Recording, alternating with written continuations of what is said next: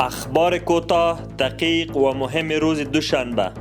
مولوی امیرخان متقی سرپرست وزارت امور خارجه میگوید در سراسر کشور امنیت کامل تامین است، ولی دشمنان کشور و ملت به شکل بزدلانه تلاش می نماید تا امنیت کشور را اخلال نماید.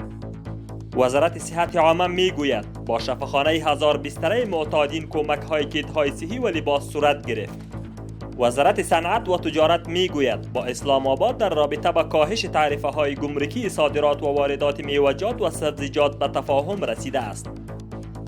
وزارت امور داخله میگوید از مناطق مختلف شهر کابل یک تعداد معتادین به مواد مخدر را جمع‌آوری و جهت تداوی به شفاخانه های مربوطهشان انتقال داده اند. به منظور نظم شهری اکثریت چراغ‌های ترافیکی فعال گردیده و در ساحات غیر فعال تلاش برای فعال شدن آن ادامه دارد. آمریت نرم اداری ملی استاندارد برای وزارت مخابرات نرم یک نوع موتر را تعیین نمود. وزارت مخابرات بر اساس پیشنهاد رسمی تعیین نرم یک نوع موتر را نموده بود که مصرف تیلشان تعیین گردد که از سوی اداره ملی استاندارد میزان مصرفشان تعیین گردید.